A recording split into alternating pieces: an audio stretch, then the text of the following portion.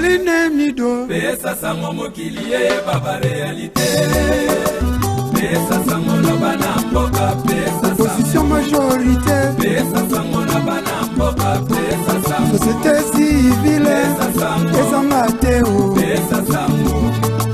Pesa sango na bana mboka. Pesa sango. Combattant ba résistant. Pesa sango mokilie baba réalité. Pesa sango na bana mboka. Pesa sango. Fonctionnaire à l'état. Pesa sango na bana mboka. Pesa Marceline Mido. Pesa sango. Pesa sango. Pesa sango na bana mboka. Pesa sango. Marceline Mido. Tina Bilili Ezanini. Ceux qui Congo Bololo Show Ezate. Signé Michono Caspé spirituel. Igwe de la presse congolaise. Mesdames, bonjour mesdemoiselles et messieurs de partout où vous nous suivez, de partout vous êtes connectés toujours sur Congo Bololo, émission Nabino Bolingaka Mingi, ya maman Marceline Mido, Igwe de la presse congolaise, Monta Volcan Mokonzi, autrement dit, maman Marthe. Si c'était dit alors on a pas qu'on a les lots, tozali susuna un grand plaisir, ya Rosala Liboso, ya ba petit écran Nabino. Bolanda émission au Bolingaka Mingi Congo Bololo. Alors les lots ezali susu matata makasi, je sais que ça fait très longtemps. Tolobela makamba ba prophétie, tolobela makamba ba roi divin, maman Marceline Mido tokenda ki Congo tozongi. Ezana bandeko bazelaka émission ya nkamba na epsaki bino ke na komba ki na kamba na kutana na papa kiangani face à face. Donc mbunzu na mbunzu to fanda na papa to solo na masolo akati oyo mukolo ezali na koyebisa bino ba video ezali ta mususu na cha yango te parce que moment na ekoki te mais lokola lelo tozo yamba moko oyo alobelaka makambu ya ba roi divin kolobela makambu ya avenir ya RDC mboka na biso avenir ya Afrique ya monde entier mobimba lelo vraiment to ko lukalisu to meka koloba mwa ba point mike est important. Et après cette émission, j'espère que na coaché la binope émission wana ya nkamba. Alors to lukato sala comparaison ya makambu papa koloba na poko na lelo na oyo nga na mona ki na nkamba na oyo nga na yoka ki na nkamba. Na moni vraiment dire nzambe mutalinga ki to yamba papa comme ça tango na coacha yango. Comme ça, makambu ezala au moins clair na situation oyo tozo traverser nango na RDC mboka na biso. Avant na yamba invité spécial ya poko na lelo, na kosenga bino bo s'abonner très massivement na Congo Bololo. Congo Bololo avec C majuscule, bo s'abonner et puis bo partager émission et puis bo like émission. Alors bo sanate tozali na communiquer tozo pesa mikolo yo. Tozo recevoir le président Fachi à Koya na janvier le 19. Ban Angleterre Mobimba, bo se préparer pour topé saé accueil chaleureux. À Koya le 19 janvier, vous voyez bien tamboli na moi bamboka ebele. À Koya kosuki sa en Angleterre, place combat et banda. Alors yo muto yo, vous en a besoin de participer à la réunion. Toko eba programme, contactez numéro nangai, na kopé ce programme et puis na koye bisayo toko mi niveau nini. Alors naza kosenga na bandeko nanga ebele, bo s'adhérer na mouvement des leaders fascistes pour le développement, ezali association oyo to sali pour na ko supporter Mokonzi Mboka pendant 10 ans à mandat malgré ma prophétie zoya mais biso pe a de soutenir toza na choité. Alors bande konanga bo s'adhérer ba o bolingi changement na mboka na biso ba o bolingi développement RDC ba o balinga makambo sérieux ezaka na plateforme moko association moko oyo boyebi parcours ya mama na bino Marceline Mido boyebi ndenge nini to banda bitumba oyo yaka o s'adhérer o kota na groupe ba guerrier na ba guerrière okoyeba ndenge nini tozo tambola parce que balobi lutte contre la corruption, lutte contre le tribalisme, lutte contre la pauvreté, changement ya mentalité. Alors, na ke directement ko recevoir biso to bengaka le grand professeur azalaka na Paris balobi toko sepela ndenge na bengaka na ba te kombongo papa kopesa ngango lisusu ezala on dirait sobriquet on dirait mais aïe biso ke ezali kombo na ye propre aza ye moko te toza lisusu na bagrand géant oyo baza tout autour na ye oyo tokokotisa mpe bavoi na bango boyoka mpe bango ata mwa mokie. Alors avec un grand plaisir na kotika ye lisusu a se présenter parce que ça fait très longtemps toyambi une émission na biso ya Congo Bololo lelo tozolobela roi divin selon papa na biso le grand professeur aye koyebisa biso roi divin monani et puis aye kopesa biso bilembo oyo ezolakisa nani aza roi divin nanga moko nde nazali naza vraiment mutu esui nazoluka nayeba qui est le roi divin oyo tolobela mbala ebelebele na bémission mais lelo papa na biso le grand professeur azongeli biso mpona kopesa biso baprécision. Alors nake directement pour recevoir. Bonsoir professeur. Bonsoir maman Marceline Mido. Papa la ngai nayebi ke tosi toyamba yo mais yo moko susu soko se présenter lokola toyamba yo mwa kala mpona moto akotala yo peut-être lelo mokolo ya liboso papa na biso ozali nani s'il vous plaît? Oui, ngai ezali ngai professeur Bokosepela. Donc kombo wana eza kombo na ngai puisque moto mosusu akoki koyeba yo na kombo mosusu. Mais ntango ayoki kombo wana abi o me ngai nayebaka ye na kombo wana te. Mais oui, mais soki oyeba ngai na kombo wana te yebaki eza kombo na ngai. Alors mpona bato oyo baza kopolémike oyo émission ya mama Mido oyo eza suivi na bato ebele bakoki koleka pe baprofite na moment babino mama ngai pe na ye mpona tosala débat na professeur Bokosepela po soki mpe na bakestion mpo kombo wana kombo ya moto ezalaka mpe na signification toza baafricain parce que likambo ya kimbangu oyo toyeli lelo oyo kimbangu ye moko a prophétisé na 1921 abi naîtra au Congo un roi divin qui viendra avec les trois pouvoirs, pouvoir scientifique, pouvoir politique, na pouvoir spirituel. Yango nde kwa kofana na Congo. Oye kotango ya koya, pase kolongwa na kati ya Congo pe, Congo kokota na kimia ya libela na libela. Yango eloko toye lelo loko na lobaki ke avant fin de l'année koka, na kozonga po na ko dévoiler kombo a roi divin. Pe soki ba roi divin mususu ba ye, o ndenge toyoki pe tomeki kolanda, ezali pendama seki pe tokomona ngo na terrain nzamba asalaka makambo sans avoir prévenu na bana na ete tokopesa basigne ya bafai ya bato wana mosusu pe mikolo eza koya bilili nde ekolanda pe biloko mosusu déjà na bilili yango tolingi tolobela est-ce que le roi divin ngo ayebani makambo yango ezali est-ce que roi divin ngo zela na terrain lelo est-ce qu'il est opérationnel? Est-ce qu'Azali en contact avec qui? Les lotos bisango parce que Azali Kamwanzambe, oh Nzambo ya poni Congo, oh Kombo na Azali Congo, Nzambe ya Congo, comme on est Congo. Hein? Le peuple Congo, les 4 peuples Congo, peuple Luba, peuple Ngala, peuple Swahili, na peuple Congo, les 4 peuples wano bazako constitué, peuple Congo ya Kimbango. Bangonde bato bazali promesse na kopesa origine à peuple wane uti wapi. Pourquoi bazako s'en prendre na biso? Qu'est-ce qui ne va pas na Congo? Quel est le roi divin? Le rôle na elelo ezali na période oyo. Nazogi sila maloba mama. En tout cas, alors papa, est-ce que tokoki peut introduire papa la biso makasi baza pembeni na yo s'il vous plaît? Tombe ça va moi tomber. Professeur Robert. Merci beaucoup, Maman Mido. Merci na émission na yo to sepelaka mingi. Yes. Toko landaka ngai nazali kobenga bino na kote ya ngambo ya mai na États-Unis, Canada. Wow. Kuna nde pa ngai nazalaka. Bon, merci mingi to participer. Kombo na ngai Robert Mukolo Kaluvovi Konevunda, hein? C'est mon nom complet. Wow. Alors, tolingi ko participer na likambo oyo monene oyo ekweli biso to ezalaka na biso utakala depuis 100 ans presque. Lelo toko dévoiler ba secret makambo wana kozalela ndenge nini. Mpasi yo tozali komona ezali ignorance ya biso ba peuple Congo.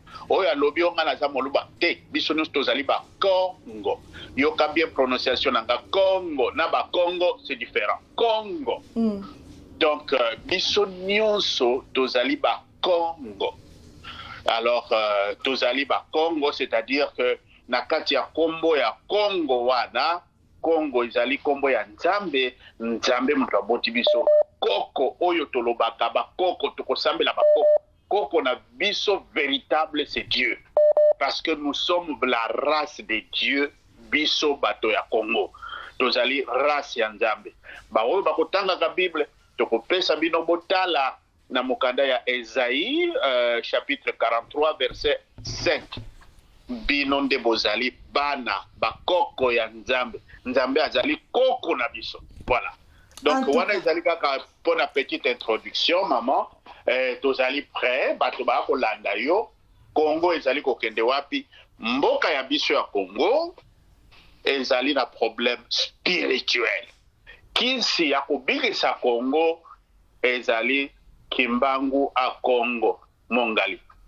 Yango de biso tozali na yango poete tokoka ko expliquer bandeko baninga makambo oyo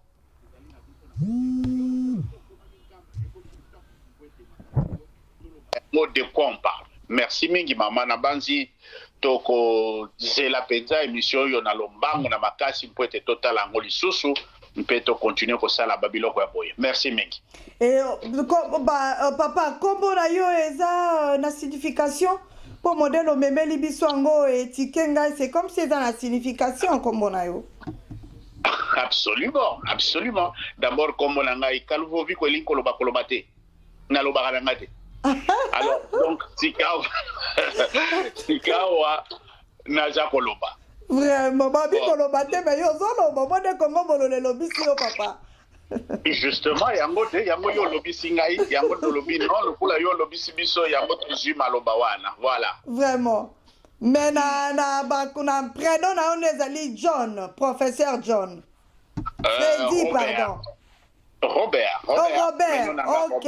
Oui. Bolimbi si papa langai, professeur Robert, en tout cas. Oui. Papa, toza vraiment nesemo makasi na ebi ke ba landio balanda ke émission Congo Bololo. Vraiment ba yo ki yo papa to sepeli makasi. Alors to koti directement na vif ya sujet. J'espère que ozara yo moko toza la mutu mususu te hein, prof Robert. Pour l'instant, ngai moko nano en attendant, tokota la allure ya émission ndenge tokokendele bande comme soso bazali ba professeur, ba journaliste tozana bangwawa, ba kosala pe très intéressé à participer na quatre émissions. Merci beaucoup. Alors tozongeli professeur Toko Sepela, Boko Sepela. Professeur sujet oyo boye nango na poko na lelo, toko ta vraiment na vif ya sujet na biso. Banana nukoloba papa, ça fait très longtemps to yambiyo. Tozomona ba événement ezoleka na RDC makambo ebele eza koleka papa na ngai tozoyeba kutu te na kobandela wapi parce que boza boyebi comment actualité eza kotambola na RDC mboka na biso mais na pokwa na lelo bomemeli biso nanu nini les deux professeurs eloko nini peuple congolais akotala oyo bino pena bokomemela biso poto bana koposer ba sous question toza nango par rapport ya roi divin ndenge yo moko uti oloba na introduction na yo ke amonani déjà malobe pa ina bino biso toyeli spécialement na yeli le roi divin, c'est-à-dire qu'on annoncer qui est le roi divin, comment le roi divin s'est manifesté, comment il se manifeste, quels sont ses effets les lots sur le terrain, à Outeli Wapi, et là qu'on est là qui Kazali roi divin, hein, parce que tozana ba makambo oyo tolingi to dévoiler et makambo nini ekangamaki na Congo ekangamaki où roi divin kosala nini développement Congo ko banda quand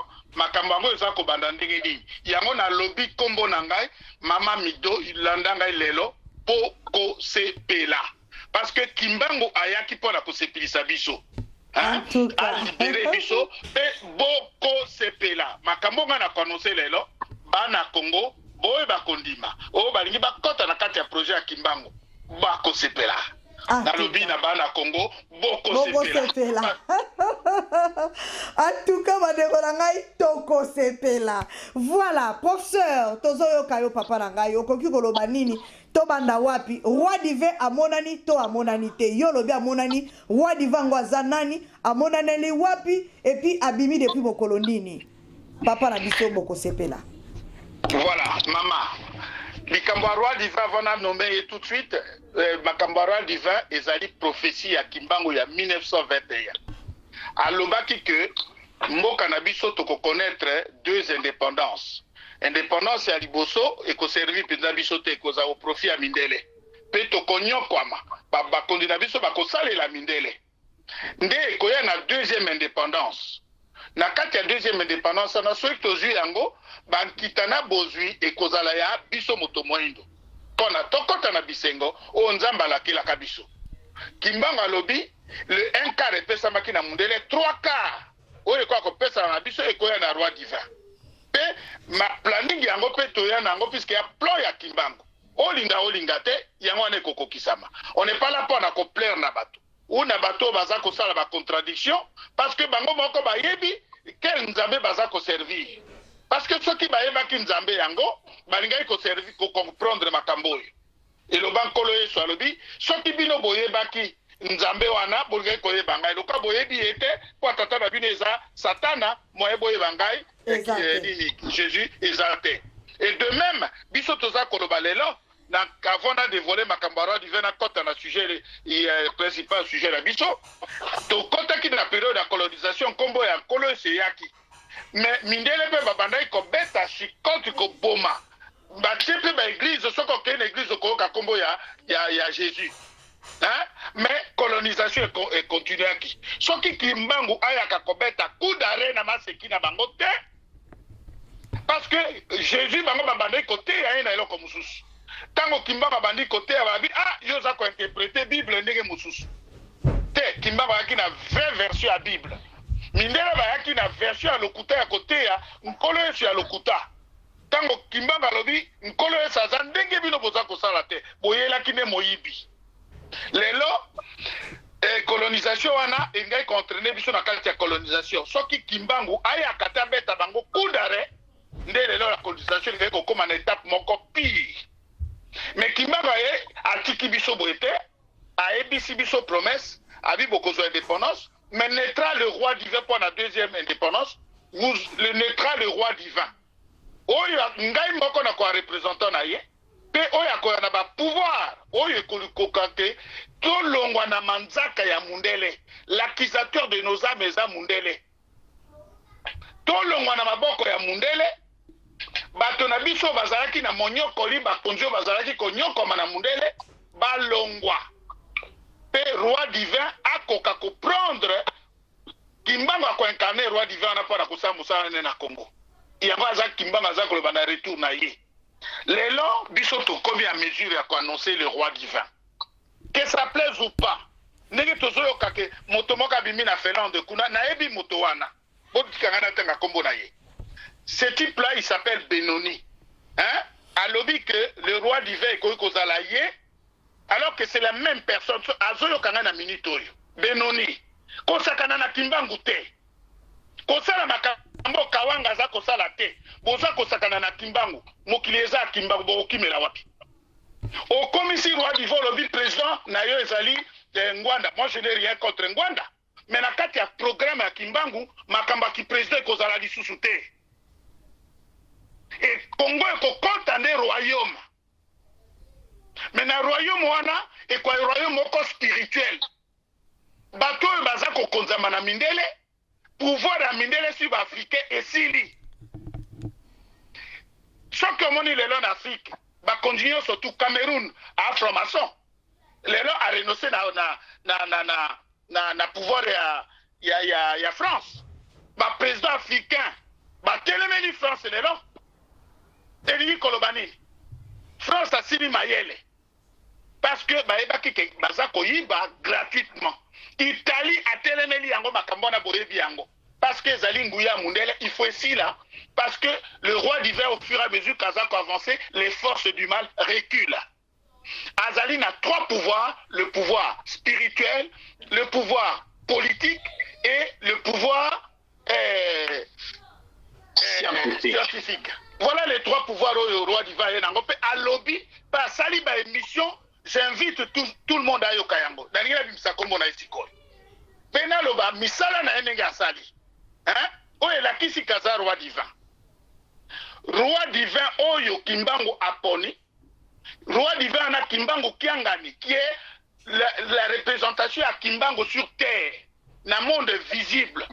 Soki moto oyoki kabimi ru abimi si ndengeni na lobi kombo a Kimbangu et moto wana a contesté nkamba azali moto a Kimbangu te azali kindoki boda ndebo tie na singa moto azali kotia trouble na Congo ye wana pe torataki indépendance yaki liboso pa Kasavubu atiaki mboka na mobulu ayaki franc-maçon nzambe na bolingo na ye ayebisi atoza franc-maçon mais luka nano tia nano bolingo ya na Congo Kasavubu ateki mboka hein? Tata professeur, alors, je peux intervenir dans le niveau WANA, comme l'émission est allée en duo. Maman Marceline n'a habité Soki, Bokoki Koyambangaï, papa professeur, Nalina Batsa. Est-ce que c'est possible, professeur, Asili, sa idée, après Yokoya Kozamaloba? Please. Justement, merci beaucoup, Nalina, qui t'a interagir de façon à ce que tu avances qui t'a commis. Merci. Voilà. Papa, Asili, sa idée, yes. Na ba échec on surtout oyo bato basalaki donc continuer ka kokweya parce que moto moko afandi abimi on ne sait pas de quelle forêt outil kokoto e franc-maçonnerie batidi kende kofinga diangenda oya bi mais biloko wana le roi divin le latelemi le roi divin azali kombo na ye tuzolana sakibanza ndiangalele tuzolana aza investi na mission ya Kimbangu Kimbangu ayebisi alobi eloko liboso mabele na biso ya Congo mabele Afrique eza à côté kate parce que technique ya recolonisation oyo mundele alingi kozwa ezali ko commencer ninga moni ba chinois bakuti bato bana pauvreté puisque c'est un biloko mécanisme moko créer une économie moko ya création ya pauvreté donc bato baza côté ka mabele yo chinois osomi mabele na Cameroun ozwi ba camerounaise basala balamba kwanga yo ofandi lokola na ngwende basela kayo mosala ofutaka bango na lance-pierre et biloko wana pe baza kosala pa na biso na Congo toza kolela ke ba Rwandais bazosoma mabele na biso et ils font la même chose c'est la seule façon ba ko déposséder biso parce que unité ezate et loko moko ezalité alors Kimbanga lobi boy mabele ya Congo ezali pona bana Congo on est royaume ezali royaume ya Nzambe sur terre. RDC est le royaume du Congo. Hein? Et un royaume de Dieu, du roi Congo. Roi Congo ezali Kimbangu, Dieu le créateur. Que ça plaise ou pas. Alors, Kimbangu apesi Tuzolana. Les lois à Katia ville à Kinshasa. Tuzolana ne peut pas se proclamer, ne pouvait pas s'auto-proclamer roi divin. Pour l'image de l'Élo ezali na télévision, j'invite quiconque abeta Tuzolana. On a vu une mission lokola Tosuki Wapi, Tokomi Wapi, et qui ont diffusé sur le roi divin. Tuzolana est arrivé, investi par Kimbangu. Il devait d'abord kokoma na Congo, azala nommé roi des terres, pour mabele à Congo et koko teka malisu soute. Motoko ko somba mabele sacré azate. Alors, tango a komikuna, ba chef de terre nyonso na Congo, qui s'appelle ba chef coutumier, nyonso bazwa qui appelle spirituel. Plus de 400 personnes bauti na Afrique, na Congo na biso, des milliers de personnes va se déplacer pour na koyamba roi divin. Et tango ba ye ba proclamer ye publiquement ba image de sa koloba. Ngaïté, c'est pas une invention, c'est pas des connivences. Ba to bauta qui dans les 4 coins RDC, bauti na Angola, bauti na Congo Brazza, bauti na Mboka Moussus. Y compris ba homme politique bazwa qui alerte spirituelle, qui est un événement qui se passe au Congo. Ba kitaki, bango nyonso, ba yambi, ye ba image ezali, bilili ezali na internet. Tolingaki bato événement na esalema. Bato baye ba nommé le roi du Congo. Ba couronner le roi du Congo. Et tant ba couronner le roi du Congo, le jour Oyo Papa Tuzolana Sakibanza Ndiangalele, qui est l'auteur d'un livre ya Kukele, il a écrit Biloko Mingiwana, Oyo Nzambe nenge conversation na Ena Kimbangu, et le plan de Dieu pour le Congo, pour le développement ya Congo. Azanango, Tozanango, Awa. Lelo Toza Koye, Bisabana Congo, ka Motalo Bateke, Ayoka Kite Panzamba Liko Ningisa Mokili. Alors, Papa Tuzolana Sakibanza a quitté na Kinshasa, il est intronisé. Il est intronisé comme le roi du Congo. Papa Tuzolana va quitter Kinshasa à Kenkamba avec tous ses chefs de terre. Papa Simo Kimbangu Kiangani, devant Batowana, a couronné roi Lobi et Koti Oyo Simbiwana, oyo batie yo nazwi yango mpe nabakiseli yo natie yo ekoti oyo comme signe ya alliance nouvelle et éternelle. Moto akolongola yo ekoti oyo azali te. Ozali roi kotikala roi libela. O ane salemi na tuzola na papa Simon Kimbangu Kiangani oyo azali la forme physique ya Kimbangu oyo ya 21. Alors, makambo ne salimi na kati ya Congo. Mais quelles ont été les retombées? Puisqu'il est roi, pas pour rien. Papa Tuzola a recevoir bateau pendant qu'il était en Kamba. Naza Kolobaba Kimbangiste Baza Koyoka, Oyaza Kodouté à Bengin Kamba, puisque les événements, et c'est pas ça qu'il en Kamba. Il a reçu les gens, il y a 4 coins, il y a Mokili Oyo, je cite, le Congo, Angola. Le ministre Moka Angola Lobi, non, il faut que le palais royal et ça le mana Mbaza Congo. Topé sur invitation. Et le roi, il y a la Congo Brazza, Batindi, une délégation, ça soit Tinda qui délégation à 13, je crois il y a 39 personnes, ayant en tête sa fille. Pas Bazouaki, événement Wana. Bah, pays Afrique, tu vas citer Niamey, tu vas citer Afrique du Sud, invitation et pleuvoir. Et ce qui va se passer, c'est que Papa Tuzola na face na biloko wana ya éclosion ya likambo wana va effectuer un premier voyage na Niamey. Et tant akomi na Niamey, yoka makambo eza koleka. Akomi kuna na invitation ya président ya Niger. Niamey eza capitale ya Niger.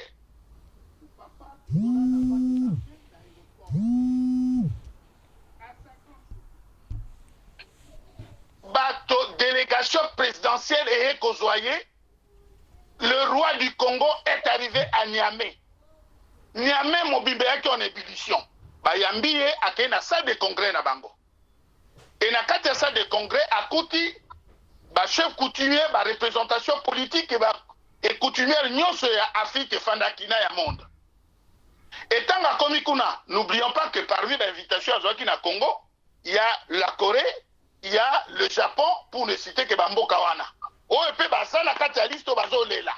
Babi, mais Congolais, ils m'ont comprendre, biso to comprendre, ça, c'est du Camboy. Alors, na kati ya salle de congrès ya Niamey, makambo ezaka koleka kuna nini. Tango ya ju parole, pour na ko expliquer plan ya Kimbangu, ça les côtés en ébullition. Bafike, baleli, bami, mais voilà, on savait que le Congo nous cache des choses, que le salut de l'Afrique sortirait du Congo, mais oyo toza koyoka et uti wapi. Bato balobi, mais ton nommé yo roi Afrique. Tala makambo nzambe asalaka. Balogi ye na soute royale. Alors, ce qui est étonnant, le conseiller à Fati, Ndekonabiso congolais, un ancien à diaspora, Azalaki, conseiller à Fati, un ami propre, Azalaki na salle. Pas il n'est pas Azalaki invité. Peu Azalaki ka chef coutumier, homme politique et monde aussi. Pour un cadre, il y a paix et recherche, il y a kimia na développement, il y a fi. Mais tant que Komikuna, conseiller wana Ndekonabiso, j'étais son nom, à Télémé à lobby, mais papa, ngai na outi Congo na conseiller à Fati, moi que vous voyez. Même la liboso na yo kake Congo ya kana roi, et puis, oyo makambo eza kobimise, lekeli biso. Alors, mais de quoi s'agit-il? Alors, ngai nazali, chef de la structure à Bana Bilaka. Et maman, Mido, j'ai dit que ngai ndenge nazali, awa na Paris, nazali, représentant, donc, chargé de mission à Bana Bilaka na Paris. Alors, Sikoyo, le type là en question a expliqué, Papa Tuzola a expliqué, mission wana na ndenge ezali, oyo ndenge ya komela kikuna. Pe mission ya Kimbangu ezali ndenge. Le type est séduit. Le type est séduit, akangami na ye lokola mokaba. Abi lokuta, makambo ekoleka boete, il faut fatia yeba. Nga na oti Congo, makambo eza koningisa mokili Congo ebite. Et de surcroît, moi-même, c'est pas vrai, je rêve. A décroché le téléphone avec Fati. Makambo yo toza koloko. Oyo makambo ya Kimbangu tobanda kotia de côté et prendre na Lulboye. Nous sommes à côté, mokili mobibezali na Niamey. Biso Congo, nous sommes nulle part. Oyo likamoni Fati a dit cette minute, explique-moi un peu. abi fatika nengo telemi wana lukokuta na papa Simon Kimbangu kiangana lukokuta na ye makambo ezali o na yoki biloko mosusu toko dévoiler yango na pokwa lelo te o ya yokaki elekeli ye yango amoni ke fati bilili wana bomonaki tosololi ngai na professeur Robert tosololi na conseiller à fati wana des longues heures tolakisi ye makambo oyo bato balingi koyoka te mpo balingi kotia meme litoi te l'équipe elekeli abi me papa makambo aboye oyo toza nango besoin mpo na nini bozoloba yango te komisa yango na matoi ya fati parce que Kimbangu alingaki ye fati atia makolo na nkamba Kimbangu alobi fati atia makolo na nkamba balongola bilembo ya mabe bato nyonso baza koloba fati boye ya boye na boye soki atie makolo na ye na nkamba te plo ya bato wana ekosekiliki te fati tanga yoki yango aza moto allez contact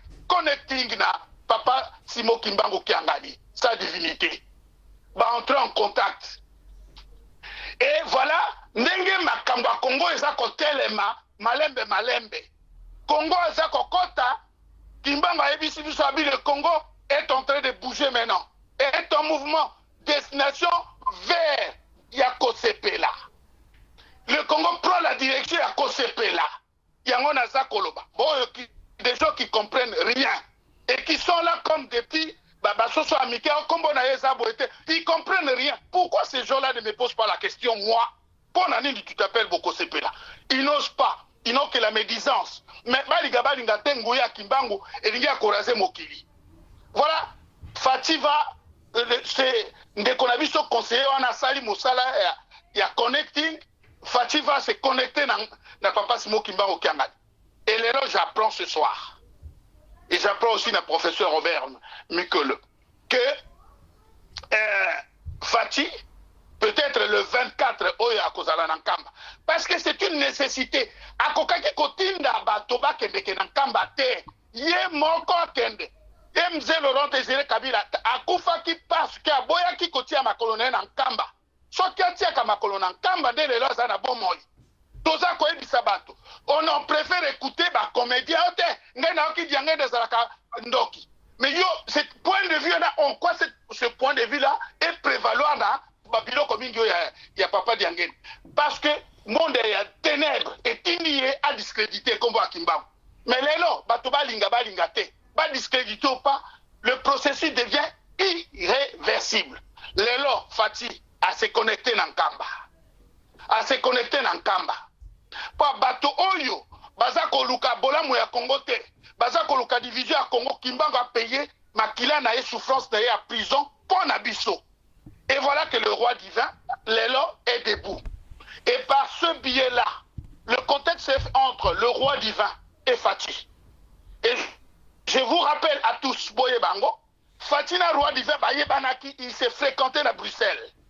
bayebani mais bato babandaki kosala ba barrage toyebi bango ba caméléon banini baza kosala ba barrage mais barrage oyo bango basalaki Kimbangu a faire sauter barrage wana po bango bayebaki voyage à Niamey te et je vous rappelle aussi que conseiller Fati atindaki conseiller na ye caméléon atindaki aye conseiller kuna hein et comme ba république mibale Kameleyo nani wana lisusu papa mama na yebi kombo aneza koloba sokolo analyser oka na motema kimia okomona ki Kameleyo azaka pende ya Fati wana papa Kamere mais yango na olobi yango eza aussi clair soki na bi Kameleyo hein azako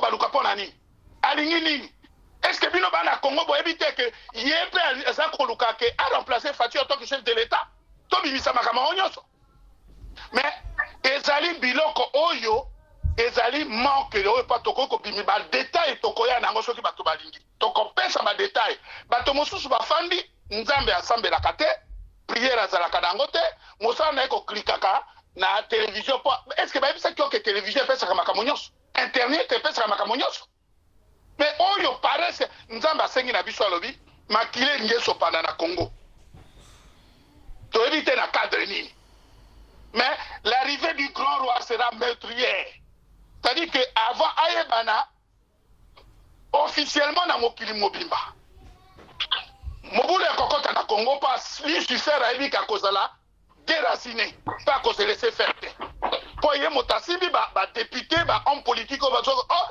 ya aboye ya kuna za aboye bato baza bato ya Lucifer. Donc tant ba liba déraciné bango pa Congo kota na liberté bango ba kolinga te.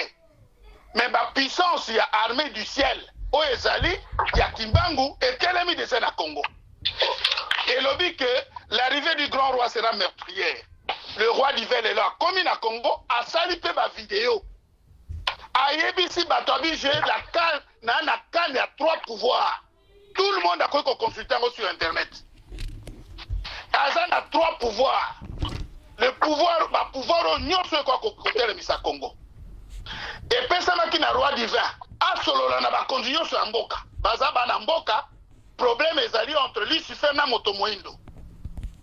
Ba église o bato baza ko sambela. Soki ba eba ki nkolo yesu ya solo, nkolo yesu alinga ko ebisa bango Kimbangu aza nani. Tango toza ko ebisa bango tuna nano nkolo yesu na bino wana soki ya kaya vrai. Ebisa bango Kimbangu aza nani. Batu na kate baboyaka. Baza ko opposer Kimbangu na Jésus-Christ. Mais Kimbangu aza tato ya boti Jésus-Christ oya la atieke na libuma mama na ye oya ke ko sekuisa ye baliki koyoka eloko wana te. Lelo vérité en Zambeza roi du Veyoana à monani. Bato musu déjà kuna na Congo ba meka ikoluka ko attaquer roi divin. Na minute oyo ba mingi basuki mabe. Parce que li kamanzambe motako stopper ngo lisusu azalité. Yangona nous donnons cette liberté de parler publiquement et sans retenue. Que le roi divin a foulé ses pieds au Congo. Ba yo bazana ba roi divin na bango amaseki. Bakoma na Congo pa makamba Congo comme na suka na 2021 makambo ko katana. Donc oyo azana ye na roi divin akita na Congo ça la démonstration na ye. Na oki moto mususu non, ezali papa Nzeza ke kolata biloko ba juif ya lokuta, ce sont des faux juifs. Akei koluka Nzambe na Israël o yakala. Alors que bokonzi on essaie pesamela ki Kimbangu. Bokonzi fani na Congo et je reprends ba na Congo. D'accord, ça papa Robert Lelo, le quoi a dévolé Combo ya roi divin. Soko kamati prophétie à Kimbangu en 1921. Na première phrase, Kimbangu aza koloba yo moto moindo, ozali nani? Ozali ba ange bazalaki na trône ya Nzambe Dieu le Père. Bo tokiti awa ya mwana mokili eza ko comprendre na biso. Lucifer a incarné bato mosusu. Ba mouvement ya bandoki, ba mouvement bandenge na ndenge. Oh, bato mosusu, même ba chef coutumier na nyoso tu baza bato Nzambe te. Il faut le dire ouvertement. Mais Nzambe alingi a dépossédé Lucifer mabele na ye. Mabele Lucifer a sala motote. Le roi divin a ye, mais installation na ye, makile ko se coule puisque le diable mokolo occupation a koluka akima. Makile ko coule. Nzambe abito senga prière pona yango. Soki roi divin mosusu akobima ngai lelo naza koloba biso peuple congolais tokomona yango soki ngai monsieur le professeur Boko Sepela vous allez me prendre na au mot soki roi divin mosusu abimi au totali que aebi na nkamba te ndenge baza kofinga nkamba o nkamba eloko moko eza te eza maseki motamelaka na ye biere alangwaka na ye oyo monde de ténèbres tindi ayeka kofinga nkamba. Nkambe ko répondre on te pas ebi kozali koni yali felu. Mais le roi divin Nzamba ponaki ekoki développement Congo lelo ekoki et loko biso souci na biso zalaki fati entre en contact na roi divin et salemi na minute tozoloba. Fati atie ma colonel moko na nkamba lelo Fati est d'accord na kanisa le 24 bokomo na matamba na nkamba. Po bato mosusu ba église ya ba mangeoir wana ote kokende kuna te yo mama mido yoki kokende kuna te o bandoki bazalaka. Donc bolingi ba ke Kimbangu ndoki bongo Jésus Christ ba finga ndoki bo sambela ka ponani. Hein? Jésus Christ ba balaki na bato ba pona. Bato ba dia to poni Barabas puisque Jésus Christ ndoki. Mais Jésus yango bokoma kolela yango kakubie bo mususu. Tala maseki wana boyeba ke bolinga te Kimbangu a choisi un homme, une période, une indépendance totale et définitive. Oh lelo et son kraki depuis le 18 décembre 2018, tozalaki na Bruxelles, tokomelaki ba toutes les puissances ya monde oyo na kombo Kimbangu que vous devez libérer Afrique, sinon vous commencez makambo ekoya. Alors, mindele bazwaki ba courrier wana, ba sali ba CIA meki kobenga, ba délégation eke na nkamba pona kutuna, mais bango moko ba yebi eloko di baza kolukela, mais lelo pour dire en petit mot tokopesa la suite, le roi divin il est là, na mikolo azana Congo, abila kisi na bilili, RTNCP la kisi ye, batope a lobby, batope baza koyoka, bon mosuso baza kobombana na se ba kiti wana, na se ba mesa ba bimaka ba roi divin ya monyato, ba mesusu a lobby ona, ye a roi divin jour akoka ke Kabila, ou fati ba longwinde ya kiti kuna pona, ya azali mwana mosala ya ngwanda, je regrette, mais peuple n'a biso toza kozwa témoin et loko toyene ko apporter une information. Alors papa, merci beaucoup papa Boko Sepe. La question est Zali, olobi roi divango ba comment dirais-je, introduisa qui est mon colonini parce que nous toza informé. C'était quand? Bah introduisa qui est mon colonini papa. Ozana ba date précise ou bien qu'on peut continuer la bisoto sur ma vidéo to l'accès yango. Ba image ezali soko betika ka intronisation ya roi divin au Congo ekobima. Soki pe obibi na Kinshasa. Ekobima. Kasi yango na lobi date nini? Yoza na date te. Naza na date na pesi professeur Mukolo aloba apesa pe date wana le temps na melamai. Merci mingi tata professeur Boko Sepela. Ya solo. Bolimbi sala poser prof à Robert s'il vous plaît. Oui. Nazo poser ma question, na poser professeur ou bien na poser yo papa parce que à lobby il faut rappeler poser ma question. Pour alléluia amen ite to yo kibino bolobi biso to lobby amen. Mituna quand même ezali. Na poser professeur Boko Sepela ou bien na poser mituna wane pa ina yo. Nous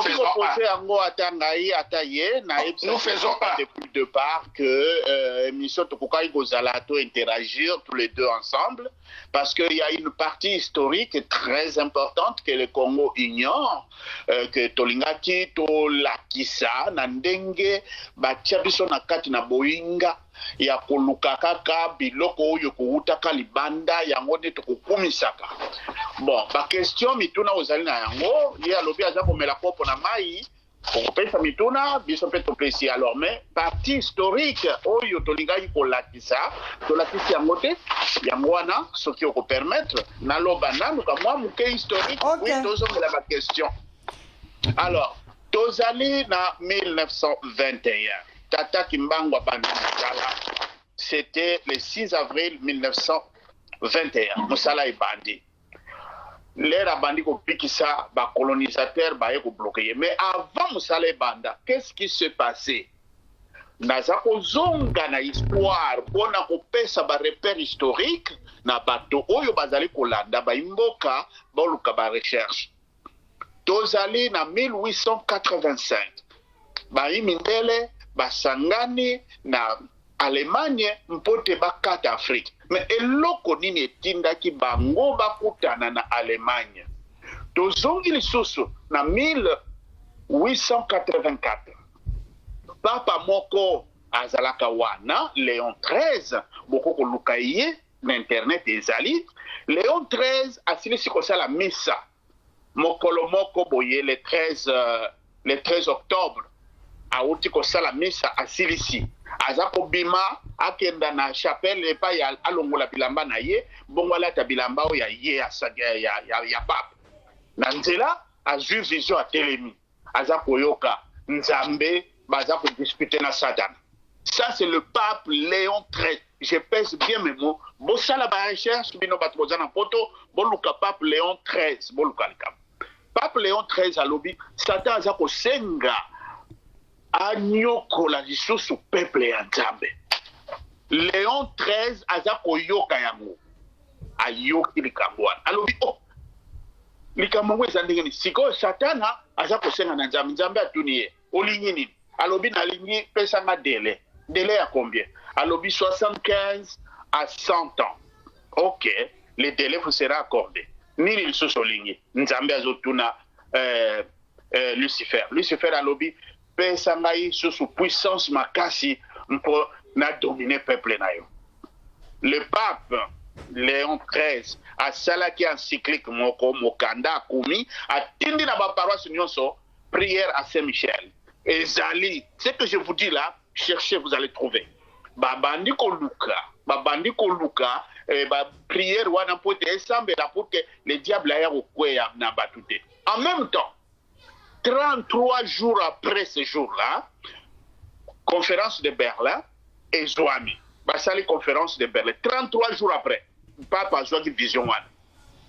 À l'ordre du jour, Bakabola Congo. Congo ezali nene mboka ya ba vrai bana ya Nzambe oyo balongwa na Israël ya kala ba ya kovanda na Congo. Alors, il faut Bakabola. En fait, la conférence de Berlin est là qui, surtout pour le bassin du fleuve Congo et le bassin du fleuve Niger. Ça, c'est l'histoire. Tout le monde est capable de lire ça. Beaucoup de la Makambouane. Alors, maintenant, Tokembangu n'a pas ça 2 délais au Satana Sengagi. Satana Sengagi 2 délais. 75 ans et 100 ans. 75 ans, c'est depuis 1885. Plus 75 ans, nous sommes en 1960, tous les pays africains étaient automatiquement indépendants. Est-ce que c'est par la baguette magique? Non, parce qu'il y a des puissances célestes qui gouvernent ce monde. Bah, libéraki. Problème ya Congo, il y a un gros tata qui m'a envoyé Koloba. Et tu as indépendance mi-balé. Alors, problème ya Congo, il y a une deuxième indépendance. Indépendance ya Congo, il fallait intervenir en 1985. Et l'emboni ni tozanango. Naza koloba na batu bazana Belgique. Bozana ba université na Belgique. Bota la plan ya professeur Van Bilsen. Na plan professeur Van Bilsen aloba qui était Congo a vos indépendance en 1985 parce qu'en 1955 tango bazala tukuna conformément à makambo satana senga ki bango que va continuer ko nyokola population ya Nzambe. Nzambe a fait ça qui bango nzela. C'est comme ça que l'herbe belge, le roi Léopold, le roi Albert, ce qui Baudouin a eu en 40, dans 55 na Kinshasa, a eu Kolobano, tu peux sa indépendance en 1985. Et bah Congolais bah boili Kambouane. Parce que Papa Kimbangu nous a aidé à comprendre ces choses-là. Alors, qu'est-ce qui arrive? On arrive en 1955, les plans Van Bilsen, c'est connu, tout le monde peut consulter les archives. Alors, Papa Kimbangu avait dit qu'il y aura des indépendances. Donc, ce qu'aujourd'hui, 1885, Mikoloba Kaboli, Congo, Nabiso, plus 100 ans, nous sommes en 1985. Donc, date au Biso Tolina, vous avez l'indépendance de Wana. Mais Papa Kimbangu a dit non. Biso indépendance bien avant, mais tu reçois l'indépendance mi-balé. Première indépendance. La deuxième indépendance, Oyo, bato bakosale la mindele. Justement, bato basale li mindele bino moko boza ko mona nous sommes dominés par les mindele, to ça ko kozala dominé par ba mindele. Nyonso wana, makambu nyonso wana eleki, Papa Kimbangu nous a libérés. Papa Kimbangu to abundela biso bandeko. Nous n'avions pas une armée d'indépendance au lieu préparé que to bunda bitumba. Non, c'est Tata Kimbangu et nous sommes devenus indépendants en 1960. Le 4 janvier, ba oyo ba yebi makambo. Na Kisasa makambo le kai kuna. Ba soda mikuse bazalai komona na ba Belge, ba kima, les Belges sont là chez vous là-bas. Posez les questions. Ba oba lukaka histoire bokoyeba. Tata Kimbangu est venu pour nous, mais nous l'avons ignoré. À l'indépendance, ba yebisaki Kasavubu. Papa Diangenda, Kasavubu alalaki epa ya Papa Diangenda pendant 3 jours, pendant que basako lukaye, akekola la kuna. Alors, l'air balali basilisi, akei na ye na mbanza ngongo, kuna epa ibakendaki ko bondela bazongi, Belge basako luka bango bazoleka na voiture, mais Belge baso mona bango te. Bakomi, basambeli, basilisi, bazongi, ebisi Kasavubu. Pour l'air na déclaration d'indépendance. Bakopesa de mal ekozala wana. Okotala, nzinzi moko akoya kokweya likolo ya mal. Mal wana yango kopona. Il a réussi la mission à Liboso. Yami balé baibisi soki batuni yo. Église nini bogosale la soki bozu indépendance. Yo loba kintwadi. Bake kuna Kasavubu lokola zalaki déjà franc-maçon, rosicrétien, initié na séminaire à la zalaki kuna. alobi likambo mosusu voilà mpasi na biso euti wana tokomi na conférence nationale totia papa Kimbangu moto abundelaki biso na indépendance nationale tosala boye bato baboyi bakrie mpasi oyo toza komona na Congo lelo ezali mpasi oyo papa Diangenda alobaka alobi na bato alobi tala bololi tata na ngai na indépendance bololi ye vous allez souffrir bokomona apesi code wana ezalaki 3 5 15 toleki na esika wana nzokande na 1921 tata Simon Kimbangu alaki déjà ete akobimisa roi divin roi wana akobotama na période oyo ya biso tozali nango boye les années que nous sommes aujourd'hui maloba wana ya tata Kimbangu ekokisi 100 ans maintenant ezali ko se réaliser le roi divin est là je pense que Bolandi ndeko professeur auti koloba yango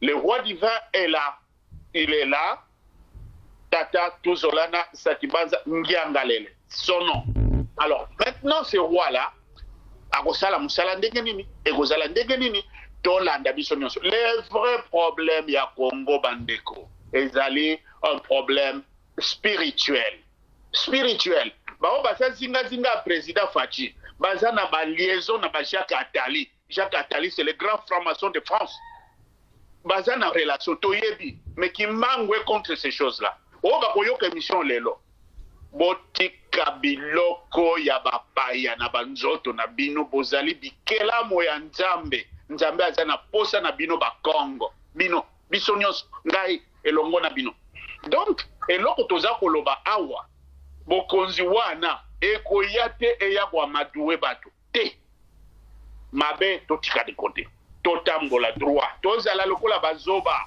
mais tolanda Kimbangu de façon à ce que tokoma et pas tozali kokoma voilà na mwa mukuse kama introduction historique na ngai na pesa yango wana ce n'est qu'une réalité le roi divin ezali na texte ya libondeli ya tata Kimbangu na 1921 na Mbanza Nsanda en 2005 papa Kimbangu Kiangani qui est actuellement le chef spirituel en Kamba alobi boy na Mbanza Nsanda wana kaka alobi ngai Simon Kimbangu Kiangani molimo mosantu na ye mpona kokisa bilaka na pesa kabino.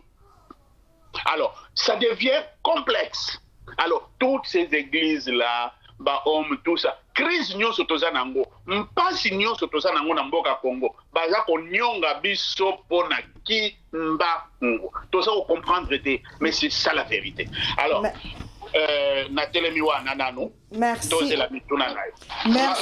merci merci beaucoup professeur Robert Motuna nangai ezali yango yo les deux profs nazo poser question parce que naza na besoin tant ele kamulayi te poso ki émission eleki mulayi bato bayokaka lisusu bako saisir bakolemba noki tosala yango ezala au moins 1h10 totikali na 10 minutes. Ceux qui n'ont posé question, vous allez moi bref parce que le message est clair. Moi, ma petite question, et ça la peine pour nous clarifier, ma kambu obo uchi koloba. Na zongeli professeur Boko Sepela. Papa, tomona ki président Fachi, aouta ki kotinda kabund. Oyo azali président d'ensemble national na biso, donc oyo alandi présidente maman Mabund, tomona kiye akendaki nkamba. Mais na ba émission précédente to salaki olobaki que nani Laurent Désiré Kabila yokaka te atindaka Kabila olie ya kende mais lokola atindaka Kabila yango Kabila yaka kozwa pouvoir ya kufaka noki. Sikoyo tangu toye komona président Fachi olie ye moko akende na nkamba tomona atindaki Kabund oyo tomona ki akei akutani na papa na biso Simon Kimbangu Kiangani. Mais siko lelo lisusu tomoni suso yeli biso okomo biso makambo ya ba roi divin président Fachi aza déjà en contact na roi divin mais to utai komona ba image on dirait papa na biso nani Simon Kimbangu Kiangani a déplacé ki alongwe kamba pona kokutana na président Fachi. Explication na yo eza nini, analyse na yo eza nini poto comprendre po ngamoko na koti confusion. Merci maman Marceline. D'abord on a répondre à la question, on a intronisation, il y a Tuzola na Sakiba Zangiangalele et Salemaki le 6 octobre 2019 na Kinshasa. Donc, chef coutumier venant des 4 coins à RDC. Là-bas, tous les pays africains, les pays voisins, les 3 Congos, il y a qui au rendez-vous, besoin qui message spirituel. Intronisé comme étant le roi na Congo. Il est devenu le roi et le chef à roi sur Congo. Et si là qui wanate, il fallait pas qu'il y ait un kamba. Parce que soki kimbangu kiangani, a bien qui yote comme disent les Congo, hein, que yé moko soka validé yote, ozana no roi te. Parce que le roi d'Ivoire, zali roi, oyo nzambe aponi. Makomi ezebele. Et papa Tuzola va être, je crois date les 12 si je ne m'abuse pas, va être investi par Simon Kimbangu Kiangani, image ezali, vous connaissez en internet. Le 20 octobre. Voilà, le 20 octobre, voilà. Le 20 octobre, il va être intronisé comme roi par Simon Kimbangu Kiangani, qui est l'incarnation, donc la face visible, il y a Kimbangu. Roi divin à Congo. Il y a Congo. Alors, et le Kowana, Simon Kimbangu Kiangani a dit, à Sala on a noté, Mbala Liboso Azoko Sala, et quand yo ya latisie, moto moko te na si atanga kolongola yango. Biloko wana, soki olandi mission papa Tuzola na asali, yé moko pas répéter yango, ba image à l'appui. Batope bazalaki na nkamba, ils ont vécu ça avec stupéfaction. Et ça les mis. Alors, Sikoyo, Makamboya, Kabund, Negazako Kende, Nankamba. Et je redis, pour chef de l'État Zali Kabund, chef de l'État Zali Fachi. Kabila père à son âme, Bayebisa Kiye, Papa Dialungana s'est déplacé jusqu'à la palais de la nation à Kokwa na Kokuta na Kabila père. Ah, il s'est déplacé. Mais Kabila père a bougé qui descend yotate de sa chaise. Aboya qui habillé communiste, Makamba ba religion na Korea Kanangote.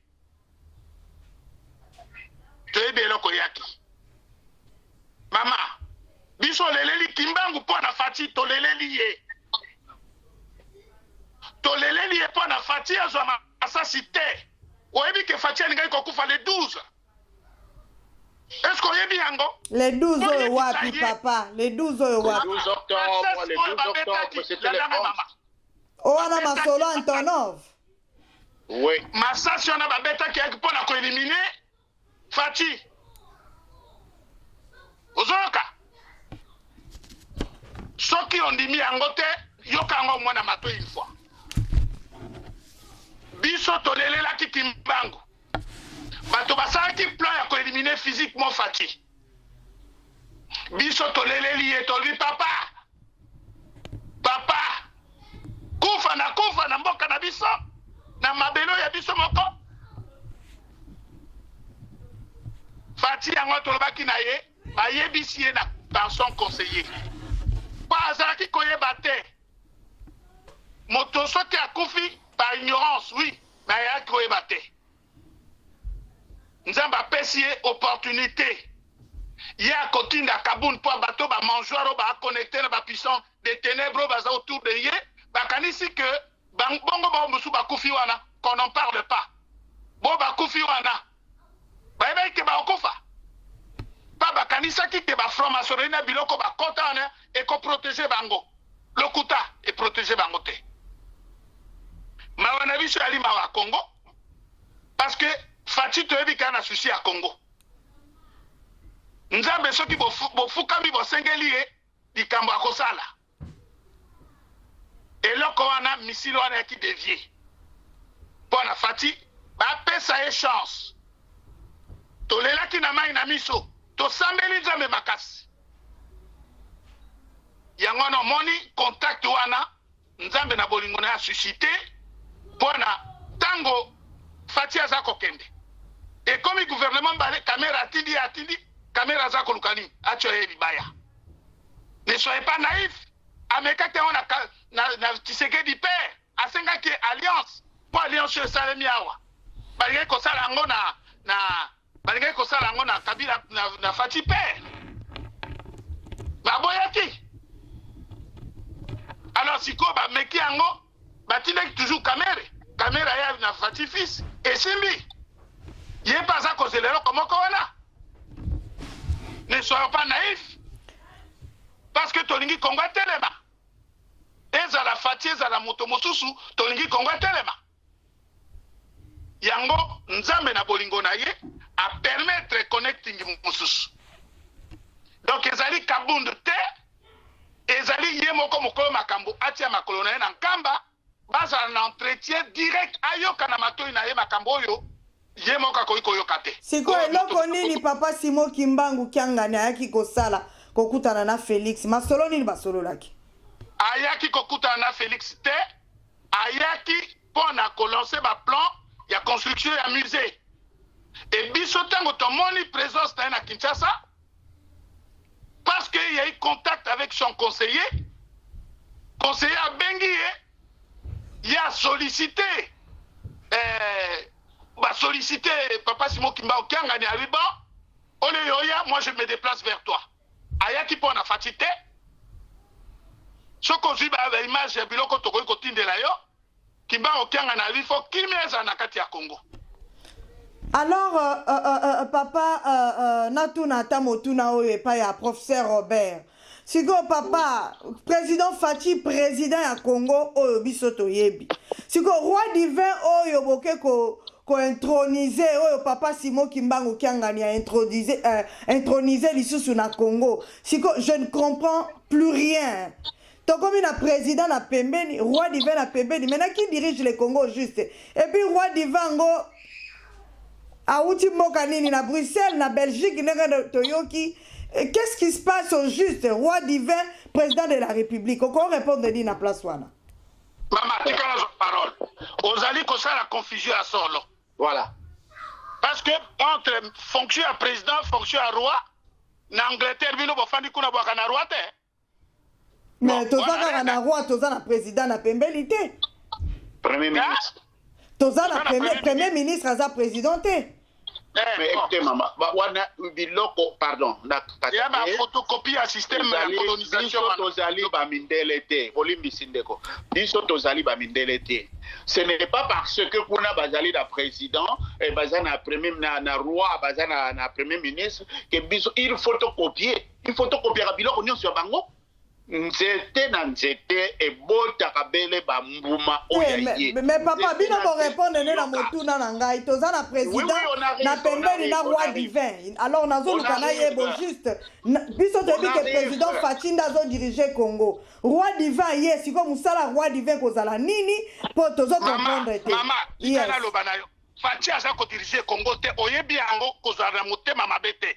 Fati ne dirige pas le Congo. Oyebi yango. Sois sincère. Tiko nani azo diriger Congo selon bino? Mama, ozali kozala na ifte le Congolais koyoka yo. Kosala biloko wana te mama na biso. Nasala nini président Fati, président ya Congo yozolo balanga ke Fati muto azo diriger te. Na poser question nani azo diriger, bino bobandi ko condamner nga. Bino faut répondre mituna parce que nga nazali anazo ko tuna mituna pour peuple comprendre message na bino. Yoka, le roi divin a régné na noté. Ozoka, le roi divin ne règne pas encore. Tant on a ezali. Soka kosana chef de l'État, bakostala. Ils sont en train de parler na midi tonga no tozolo bao. Bango ne bakobimisa ce modèle ya propre d'Afrique.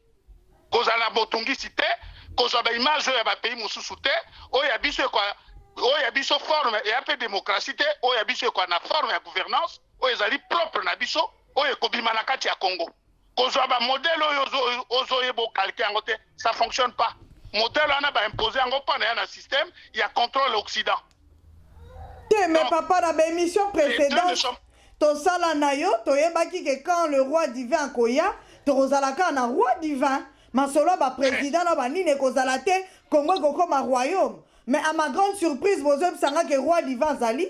En même temps, dans sous la présidence de la République, c'est ça. Il faut peuple congolais comprendre. Et là, on y a un message d'Abine. Bon, maman, on dit qu'il y a une que Fati Azali provisoire. Ce qu'on y koyeba, il sera balayé. À cause de la balayé. Ce qu'a tosi Kimbangu te à cause de la balayé. Ce qu'a l'ingé à sa place na katia royaume, à tosa Kimbangu. Prof Robert, encore répondre à l'ina motuna wana, professeur Robert. Oui, d'abord, loko ya kitoko ngai na ko sepela koloba wa ezali boye depuis plusieurs années, totalement, ça fait 4400 ans que Mutumwindo azana boumbu. Depuis le 20 août 2019, boumbu ya Mutumwindo esili. Alors à partir de ce moment, nami no kotokolobaka ba français oyo boye.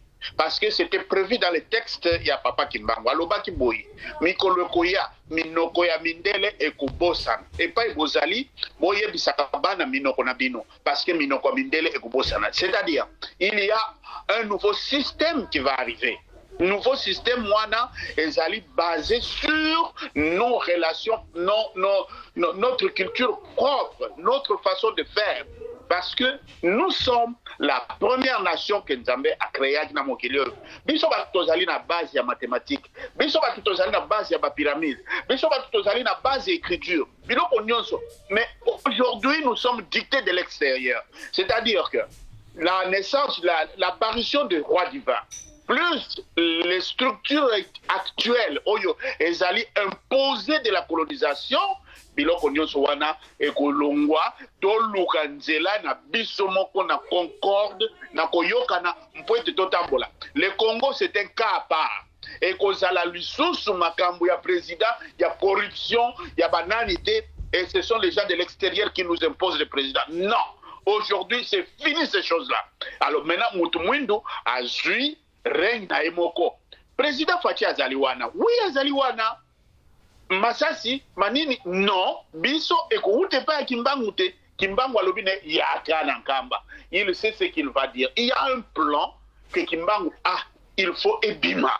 Alors, plan wana, ekopesa kimia. Je vous dis à l'heure actuelle, ce n'est pas Fati qui est à mesure de faire la paix dans ce pays-là. Parce que,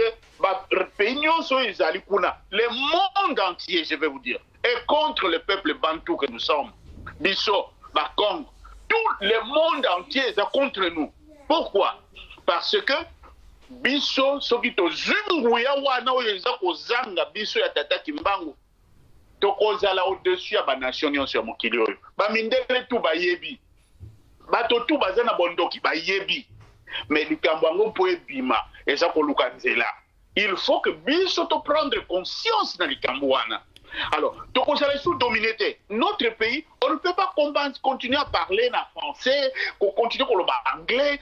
Nous ne sommes pas des Anglais, nous sommes des Africains, Bandeko.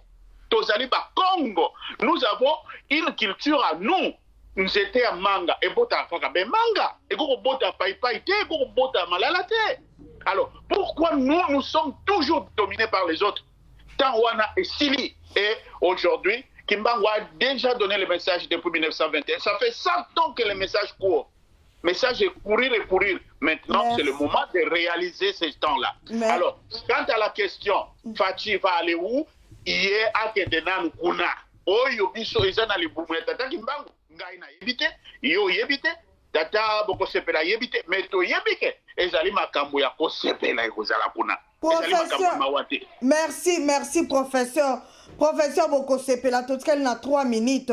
Motuna nanga ezali na ba émission précédente to sala ki na yo. Olobaki ke yemoko Kimbangu. C'est ce qu'on appelle olobaki papa na biso Simon Kimbangu azali incarnation ya Kimbangu o biso to yebi. C'est lui-même qui va régner étant que roi divin. Alors Lelo Malobe changé comme si le roi divin ou sous quelque part. Est-ce que vous pouvez s'expliquer par rapport? Il y a des missions précédentes Malobano et Zala Kibongo.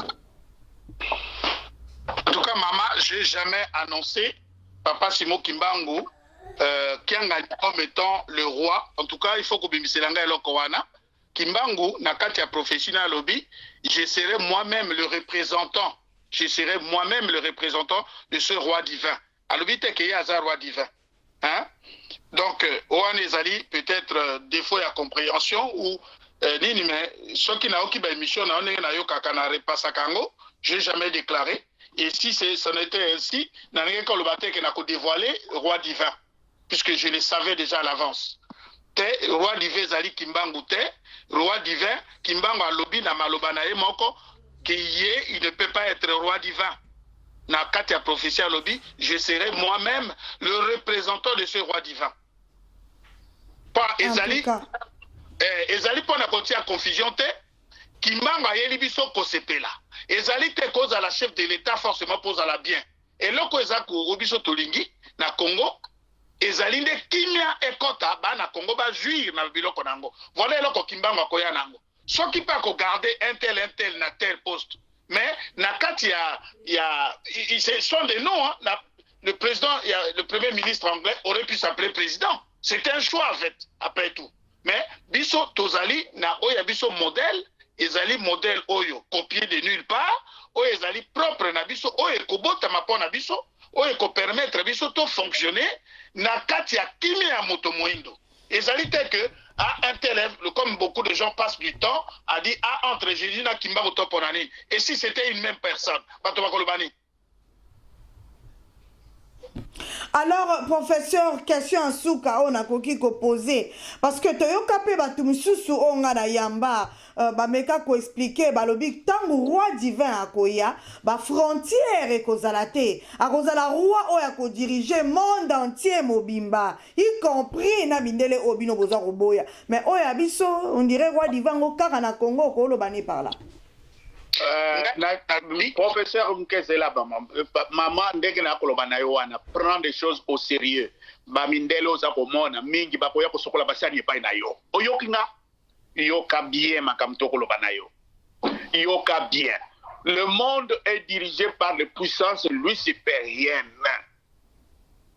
Nzambe aye epai na biso. Alobi aza ko pikola Satan, ko pikola, c'est-à-dire déraciner.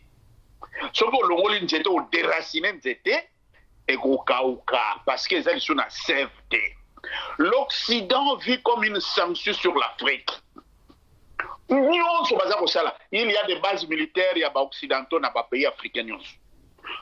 Il n'y a pas une base militaire, il y a des noirs en Europe. C'est-à-dire on nous domine. D'abord sur le plan spirituel. Pour la nini po ba yebi ke bon Nzambe ezali epai na biso. Makambo biso toza ko sala oyo makambo ya roi divin. Ezali restitution ya bokozi ya moto mwindo azonga na place na ya aîné de l'humanité. Dans un premier temps, le roi divin ekozala les trois premiers pays, c'est-à-dire Congo Angola, Congo Kinshasa et Congo Brazza, la République centrafricaine, le Cameroun, le Gabon, bango nyonso wana. D'abord, royaume du Congo. Puis après, Egozala, toute l'Afrique. Puis après, ce que nous avons établi Moto, Nassé Atang, Nana Roboya. Je vais vous dire une chose. Le président américain, avant comme président, il faut à la franc-maçon 33e degré. Ce n'est pas un secret pour personne. Tout le monde le sait. Botala na bashir. Alors, franc-maçon, ils alignent. Ils sont pas maquillés. Est-ce que ça vous concerne? Non. Maintenant, Nzambe a yé a pikoli biloko wana, asa kotia bokonzi. Alors, tokokende pa Nzambe, ou bien tokobande soko tout na makambo. C'est-à-dire, ce qui nous arrive nous dépasse. Ça nous dépasse, maman. Ce qui biso to bimi dans le silence, to koloba makambo yo. Prenez-nous au sérieux. Prenons Kimbangu au sérieux. Moi, je pose que des questions, professeur. Pourtant, l'émission ici, là, tozwaka mituna ya lolenge na lolenge. C'est à vous ya bon pe sa explication pour balandi ba comprendre. Nga nazali wana na miche na place ya bato batuna ka mituna professeur, c'est ça. Ezali te ke nazotuna mituna parce que na yebi to nini nazotuna mituna parce que mituna nazotuna nde oyo bato oyo bazotala biso bakoloba mais mama il fallait tuna bango boyo tuna kitendenge nini. Po motuna ona uchi ko tuna oyo ezali bato nga na yamba papa na biso mbuta ngimbi mutalobaki eloko wana. Tangu roi divin kozala il n'y aura pas de frontières. À cause de la roi, il y a Batou Nyonso. C'est ça ma question. Question nanga. Et ça simple, et ça kocholate, et ça motuna natuni par rapport à Batou Msusu Onayamba. Maman, ngada loba, ok. Omoni, problème, il y a. Papa Boko Sepela, Totigalina, Tosito Lekisi R. Ceux qui ont kolobana 1 minute, to clôturer, to resala une autre mission, ou to repé Sabino sous temps ya koloba. Na évité, papa. S'il vous plaît, ceux qui ont kolobana 1 minute, to PCP prof, 1 minute, to clôturer pour na lelo, pour émission comme déjà 1h40. Nzamba za contre Mundele te. Nzamba zalinde contre le système satanique zako konza mokili. Les réalités du monde seront modifiées. Moto moindo ne motako konza mokili. Et ce qui roi wana za moto moindo yeba ke yende motako konza mokili. Système oyo lelo ya ba frontière géré par ba mandoki et kosila. Mandoki kozala lisute kolela lisusute. Bato bakotambola na spiritualité na vérité ya Nzambe. Frontière ya kopekisa moto kotambola kozala te. À ce niveau-là, le problème ne se posera pas. Le royaume de Dieu, notre Père, s'imposera à toute l'humanité. Professeur Robert, Liloba Souka poto clôturer émission pourquoi na lilo. Liloba Souka yangoyo.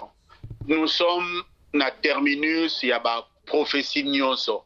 Oyo ekomama na ba Bible, oyo ekomama na ba mikande belé. Nous sommes à la fin. Likambo ngo ezali pa ya biso batu mwindo, mais biso batu mwindo za komiyeba te. Bandeko, tomiyeba, toluka, tomiyeba qui nous sommes et pourquoi nous sommes comme ça. Biso batumwindo, muto ego salisa biso Tata Kimbangu. Naza ko profiter kolobake biso nyonso na Congo tozali ba Congo. Tozali ba Congo te, tozali ba Congo. C'est-à-dire même Moluba, soki nazuka kombo na yo Moluba, nazuka kombo ya Congo parce que papa Kimbangu apesa ki écriture, o toza ko benga mandombe. Soki tokomi kombo na yo ekobimaka na kati ya Congo. Kombo ya baluba ya baetini na biso nyonso tokobima na kati. Dieu n'est pas tribaliste. Dieu n'est pas raciste parce que c'est lui qui a créé les races. Mais Dieu est contre l'injustice qui a duré et qui continue à durer, à perdurer depuis 4400 ans dans Mabele Oyo sur l'homme noir. Maintenant, ce temps-là est terminé depuis le 20 août, indépendance à Mutumwindo Iangoyo.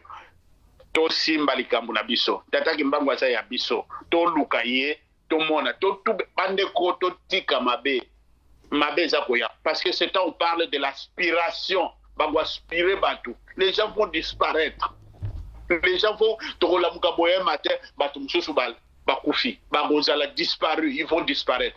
Et ça, c'est les prophéties de Tata Kimbangu. Il les dit et il le martèle.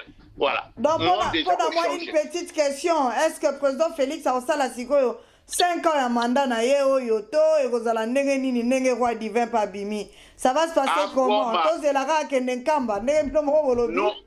Nous aimons que Tata Tshisekedi Félix, notre frère, il est de la diaspora, à Komanankamba. Oh, Izakuna Egobima Egoyebisa. Mamindele, je cite les cas de ministre d'État à Bruxelles, à Belgique, M. De Croo. Il va en Kamba. Bah, Américain, bah, ça, quoi, mais biso pour la nito kende kuna na Kamba, tito yeba, qu'est-ce qui se passe? Hein? Ndekona biso tozo lobana. Et s'il peut nous écouter, yemo kwa kitana Kamba. À Kitanankamba. Comme ça, total, qu'est-ce qui va arriver? C'est tout. C'est tout ce que nous pouvons lui demander. Nzambe, Akosala Makambune, il n'a pas besoin de conseils. Le roi est là. Il faut maintenant que Yako Mawana, Toyoka, Oyezala Munoko Nzambe, Ekobima Mukolo Wana, Bokoyoka, Binomoko, Bisonus Tokoyoka. Kimia Otozako Lukana Congo, ce n'est pas un individu qui va mettre ça. Ezali Kimbangu Yemo comme Tokucha Kimanambokona. Mais ndenge roi divasa nyataki makolo na Congo, il fallait déjà te sentir présence ya kimia na mboka mobimba RDC, non? C'est un processus, maman. C'est un maman. Soki fati soka te makolo na kamba te. Je le dis et je le jure. Bokolela e. Ça plaît pas. Mais papa, yo moko yebisaka biso liboso ke liwa eza na ozomona liwa te facha kokufa te lelo lisusu komolo bakokufa soka nyati makolo te soki namonaka te mama namonaka te namonaka te mais na lobi na yo là je prends acte devant le monde entier soka tie makolo ne na nkamba te tokolela ye. En tout cas, merci beaucoup, professeur Morosepela. Merci beaucoup, na professeur Robert. Et ça que sengo mingi makasi ya kozala la bino. Commentaire ya kosa les alite bandeko ebele na yamba bango awa. Bapesa ba date ya ba juin juillet août président Félix akokufa akufite na kobi koluka bango bazomona na te mais papa na biso Morosepela ya zozonga toujours tour oyo tozotala balobi roi divin abimi na ebite ba roi divin oyo bobimaki bimaki boza wapi boze ebele elinzenza mususu kote kuna makambo eza makambo balobi roi divin ya solo abimi. Alors tozotala président Fatia kokoma na nkamba bandeko nanga tokolukela bino ba image tokotia vraiment na Congo bololo totala roi divin totala suite ya makambo ndenge nini ekokende esengo na biso ezali tozala na kimia esengo na biso ezali tobima na bowumbu oyo surtout oyo ya mindele bitumba na biso ezali te ndenge bato balolela o Rwanda o Kagame biso na biso bato moindo bitumba na biso tolongwa na maboko ya mindele oyo baliko tika biso te. Voilà le message na kopesa na pokwa na lelo yango wana. Tomona na bino prochainement Zamba Congo apambola bino. Merci beaucoup na ba mama nyonso ya mouvement des leaders fascistes pour le développement. Maman El Chanto, maman Chantal, na peso bambote bele, maman Mariam Ilunga wetu, na pesi maman Esther Mubaka na biso Mubaka pardon. Balobi molongani ya papa na biso Chibokola na pesi bino bambote bele bozali ebele tomona na bino prochainement. Merci beaucoup.